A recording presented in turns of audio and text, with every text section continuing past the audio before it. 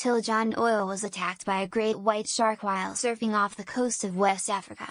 He made it back to shore, only to be mauled by lions on the way to the hospital. He survived both attacks and made a full recovery. Doyle was able to chase the lion away with a stick. He was halfway to his vehicle when a pride of lions intercepted him, and he received additional lacerations on his arms and legs before he reached the safety of his vehicle. Unable to drive, he sat in the vehicle while the pride battered it in an attempt to get at him. 30 minutes later, passing tourists found him and brought him to a medical clinic. On one hand, the global shark attack file is pretty reliable and I don't think they'd validate a bullshit story. On the other, their sole source for this story is a defunct surfing website based in Slovenia despite the alleged surfer being American and being attacked in Angola, and there is no other mention of this on Google. I wonder if I should bring this up with their case researchers. Reminds me of a story about some men who survived a shipwreck off the coast of Alaska. They managed to get through the rough waves to shore, crawled onto land cold and exhausted, only to look up at some grizzly bears a few hundred yards away. They had a brief stare down and apparently the bears had just eaten because they moved on. So, to summarize, narrative: John Doyle was bit by a shark and rode half a surfboard to shore. First aid: a male lion bit his torso. A prided lion provided him with additional lacerations. Tourists brought him to a medical clinic. Treatment: 250 sutures and living in California with a woman named Janice. The shark came at him again, this time from the side. Doyle rolled off his board, pushed it into the shark's mouth, and the shark bit his board in two. Then he rode half the board back to shore before the lions got him. Jesus fucking Christ! This sounds like some of the shit my father had to do on his way to school every day. When I was your age I had to walk to school 10 miles uphill both ways through a blizzard while fighting off packs of sharks and lions. Sitting on a rock smelling like a giant bleeding wound at a watering hole in the wild savannah to rest.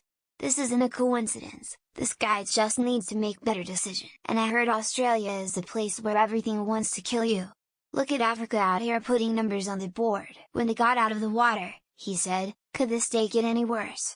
After the lions attacked, he didn't say anything. Lesser known is that he spent his recovery drinking Folgers and banging his sister. That would be a great way to die. Now when he dies of like pneumonia at age 85, he'll be stuck with a boring death. Can you draw the suspect, John? I can just imagine the doctor inspecting his wounds. So, I'm trying to grasp what all happened here. He now has the best story at a party. Unless of course an astronaut is present.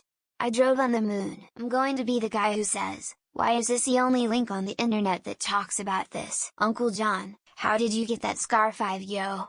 Well, John Doyle. Layer, no you didn't 5 yo. That dude is lucky there weren't any cows or vending machines around to finish the job. I'm telling you, then I was mauled by lions and then a ninja showed up. First thing I thought of, he's okay, folks. Sounds like a Monty Python sketch. Glad to hear the poor fellow survived. My day just got better.